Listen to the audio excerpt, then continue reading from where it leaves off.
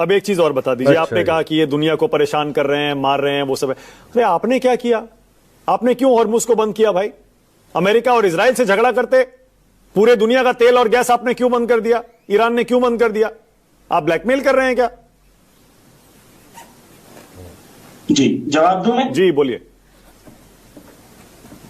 देखिए, हॉर्मुज के सिलसिले में जो क्लैरिटी हमें होनी चाहिए कि ईरान ने पहले दिन से कहा है Hormuz is not closed. Okay, Hormuz पे स्मार्ट कंट्रोल है, it is not closed. What is smart control? Smart control ये है कि जब भी एक युद्ध होता है, उस युद्ध में आप अपने टेरिटोरियल वाटर से अपने दुश्मन की सामग्री को आगे जाने नहीं देते हैं। ये एक नॉर्मल बिहेवियर है वॉर के अंदर। और ईरान ने पहले दिन ही डिक्लेयर किया कि हर वो कंट्री जो हमारे दुश्मनों के साथ कोऑपरेटिव नहीं है, उनका सामान यहां से जा सकता है। ईरान ने ये क्लियर कर दिया। और हॉर्मुज का क्लोज करना एक वॉर सिचुएशन में, जहां पर आपके दुश्मन उसी पैनल को, उसी स्ट्रेट को इस्तेमाल कर रहे हैं आपके मुल्क के खिलाफ, वो मुल्क का हक है कानूनी कि वो मुल्क अपने तौर पर इसको अमल कर सकता है। अच्छा, चाहे उससे तेल और गैस से आम आदमी परेशान हो जाए, उसके क्राइसिस से, पूरी दुनिया में, हिंदुस्तान में भी, आपके फ्रेंडली नेशंस में भी। भाई इंडिया तो आपका फ्रेंडली नेशन है ना। आप कह रहे हैं आपने रोका नहीं है उनको, लेकिन आपको पता है अगर आप उसे वॉर जोन बना देंगे हॉर्मुज को, तो कैसे निकलेंगे वहां से शिप? सारे निकल ही नहीं पा रहे हैं। देख रहे हैं ना आप तेल का दाम और गैस का दाम कहां जा रहा है। जी, मैं इसका जवाब दे दूं? इसका जवाब बिल्कुल सिंपल है। जो मैंने ये कहा कि ये जो नोट थी, ये 2,500 से 40 रुपया जब इसकी कीमत हो गई, तो पूरी दुनिया ने जब इलीगल ईरान पे सैंक्शंस लगाए, तो हम लोग सब स्वार्थी बने बैठे रहे। पूरी दुनिया ऑयल बेच सकती है, ईरान नहीं बेच सकता। पूरी दुनिया गैस बेच सकती है, ईरान नहीं बेच सकता। पूरी दुनिया में मेडिसिन आ सकती है, ईरान में नहीं आ सकती है। पूरी दुनिया में जो जरूरत की चीजें आ सकती है, ईरान में नहीं आ सकती। किस जुर्म में? 40 साल तक ईरान पे सैंक्शंस लगते रहे, किस जुर्म पे? आप न्यूक्लियर बॉम्ब क्यों बना रहे थे भाई? न्यूक्लियर बॉम्ब क्यों बना रहे थे आप बताइए? क्यों परमाणु बम चाहिए आपको? मयंक जी, मैं आपको ये बता दूं, आपको मैं और आपके तमाम पैनलिस्ट को ओपन में चैलेंज करता हूं, एक भी अमेरिकन इंटेलिजेंस रिपोर्ट, मैं आपको ईरानी इंटेलिजेंस रिपोर्ट की बात नहीं कर रहा हूं, American intelligence report from 2021 till 2025, मैं एक एक पढ़ के आपको बता दूंगा।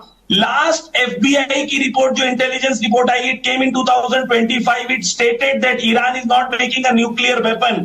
तुलसी के बाद हेड ऑफ डिपार्टमेंट ऑफ कौन intelligence, she says we have no proof Iran is making nuclear weapon. जो उनका काउंटर टेररिज्म का हेड है, सुनिए ये बहुत इंपॉर्टेंट चीजें हैं। ये जो ईरान के ऊपर इल्जाम लगाते हैं, आप इल्जाम लगा दो, मैं बोलता हूं आपके घर में चुड़ैल है और आपके घर में बम मार दूं, और मैं ये बोल दूं क्योंकि आपके घर में चुड़ैल थी इसके लिए मैंने बम मार। अच्छा, एक बात बताइए, आपके यहाँ जो यूरेनियम है वो कितने % एनरिच्ड है बताइए? आपके यहाँ आप कहते हैं सिविल पर्पसेस के लिए यूज हो रहा है। नहीं, मैं वैसे पूछ रहा हूं, थोड़ा जानकारी बढ़ाइए हमारी भी। जो यूरेनियम और न्यूक्लियर मटेरियल आपके यहाँ है, उसको आपने कितना % एनरिच किया है बताइए?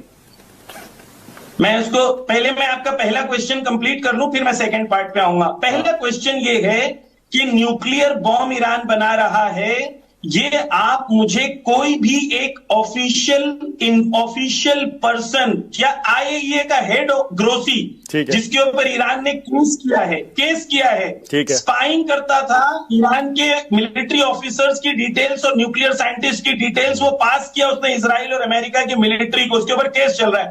वो उसने इंटरव्यू में कहा we have no evidence Iran is making nuclear weapons. Tulsi के बाद से ठीक है, दूसरे सवाल पे आइए। अब दूसरे सवाल पे आइए।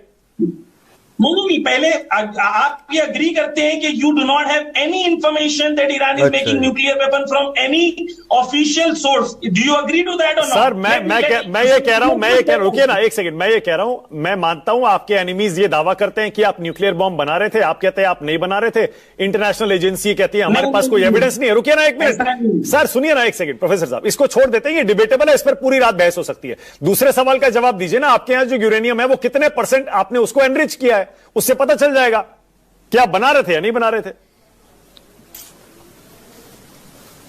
अरे तो फ्रीज हो गए शायद, सुन पा रहे हैं?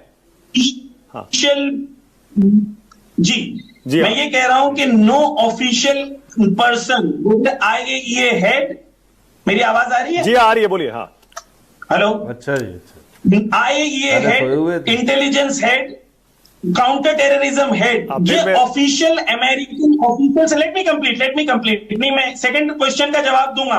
पहले आप इसको अग्री करें कि वहां के ऑफिशियल्स ने कहा है we have no evidence that Iran is making nuclear bomb. This is, you have to agree to this, then we can go on to the next part. Second part पे आप आते हैं। सेकंड पार्ट क्या है? आप कह रहे हैं कि भाई ईरान के पास कितना % एनरिचमेंट की जरूरत है।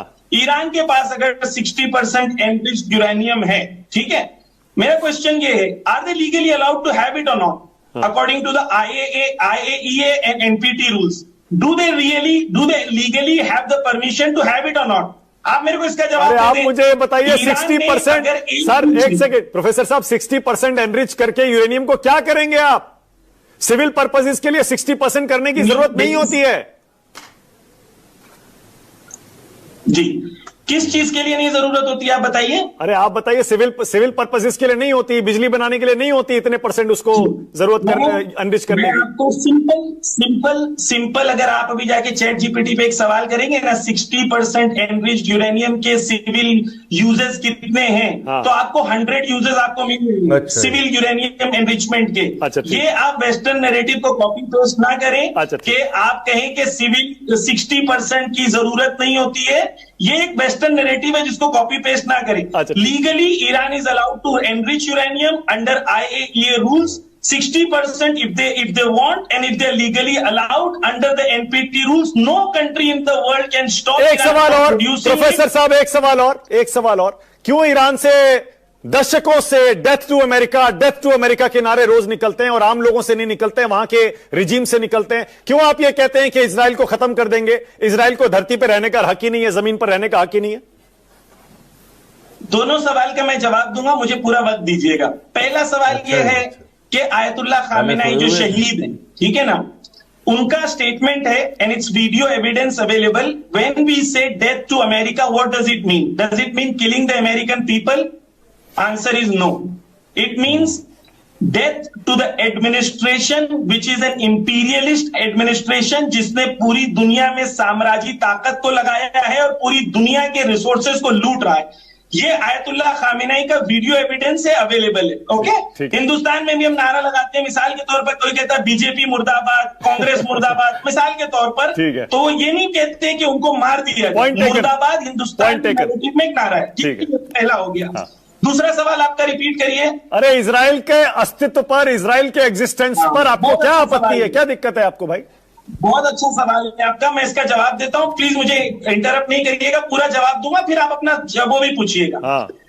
मैं आपको दो चीजें कहना चाहता हूं। इजराइल का खात्मा या end of Israel, what does it mean? Does it mean end of Jewish people in Israel? Answer is no. Ayatollah Khamenei का वीडियो एविडेंस है in which he says the end of Israel means the people who lived in Palestine, whether they were Christians, Jews or Muslims, वो लोग owners of the land, they will return to Israel and there should be a referendum and the people of the land who own that land should decide the future of that particular land. Israel is an occupying force. Israel ने आके दूसरे के देश पर, मुल्क पर कब्जा किया है और ये मुल्क पर कब्जा जो किया है, क्योंकि हम हिंदुस्तानी हैं, हमारे मुल्क पर भी फॉरेन फोर्सेस ने हमला किया था, ऑक्यूपाई किया था। जिस तरीके से हमने फॉरेन फोर्सेस से लड़के खुद को आजाद किया है, पैलेस्टीनियंस को वही आजादी मिलनी चाहिए। Let me quote Mahatma Gandhi and Subhash Chandra Bose जी।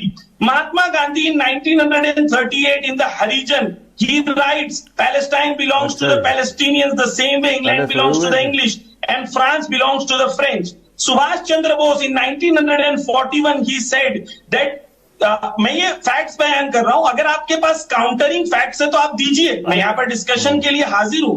1941 में सुभाष चंद्र बोस जी ने कहा था कि the aim of the British is to divide and rule the same way they did in Ireland, Palestine and India. ठीक है। सो अच्छा एक सेकंड प्रोफेसर साहब, एक सेकंड, ऑक्यूपेशन के मुकाबले पे खड़ा होना चाहिए और फ्रीडम को सपोर्ट करना चाहिए। ऑलराइट प्रोफेसर साहब, जमीर भाई, मैं आपको जमीर भाई कह सकता हूं, चलेगा ना? कोई दिक्कत तो नहीं है? जी कह सकते हैं। आप हिंदुस्तानी हैं वैसे? आप हिंदुस्तानी हैं? आप ईरान में रहते हैं? जी मैं बॉम्बे से हूं। ओके, आप कब से ईरान में रह रहे हैं?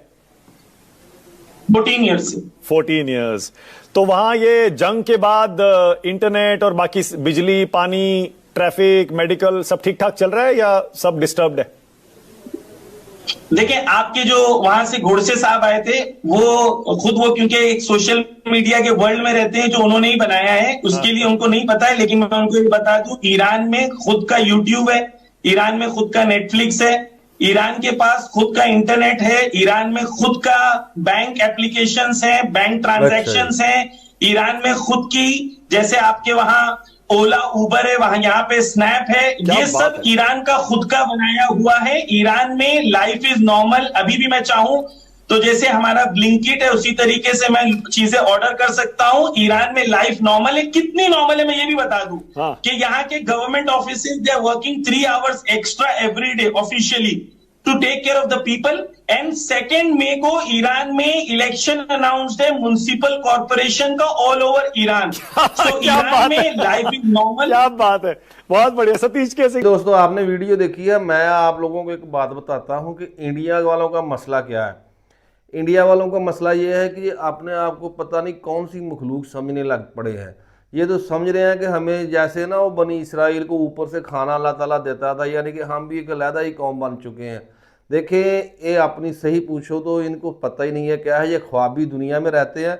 देखिए, अब ईरान के सहाफ़ी के साथ बहस कर रहे हैं कि आपने जंग आपकी इसराइल के साथ है, आपने बाकी मुल्कों का तेल क्यों बंद किया हुआ है, आपने हॉर्मज़ क्यों बंद किया हुआ है। तो इंडियन अपना जो ईरानी सहाफ़ी है, उसने क्या खूब जवाब दिया। उसने कहा है कि जब हम पे नजायज़ पाबंदियाँ लग चुकी थी, पिछले 40 साल से आप पाबंदियाँ भुगत रहे हैं, आप उस वक्त क्यों नहीं बोले। हमने तो अभी चंद एक माह ही तकरीबन हुआ है, चंद दिन ही हुए हैं, आप बनाए हॉर्मज़ बंद मुकम्मल नहीं किया, सिर्फ उस पर कंट्रोल हासिल किया है। और आप चीखे मारने शुरू करते हैं। आप तो तुम तो हमको या हम आपको अपना पड़ोसी और दोस्त मुल्क समझते थे, लेकिन जब हम पे पाबंदियाँ थी तो आप क्या कर रहे थे, आपका किरदार क्या था। तो फिर आए बाएँ शाएँ होनी शुरू होगी। देखें, प्रोपेगेंडा में तो बहुत ज़्यादा ये लोग माहिर हैं। ऐसे झूठ बोलते हैं कि बस बोल ही जाते हैं, बोल ही जाते हैं। और यही समझकर उन्होंने इंडियन सहाफ़ी से भी सवाल कर लिया कि आप लोगों ने दूसरे लोगों का, यानी कि दूसरे ममालिक का तेल को बंद किया हुआ है, तो क्या ही कमाल जवाब दिया। उसने कहा कि जब हम पे पाबंदियाँ नाजायज़ लगी हैं पिछले 40 साल से, आप क्यों नहीं बोले।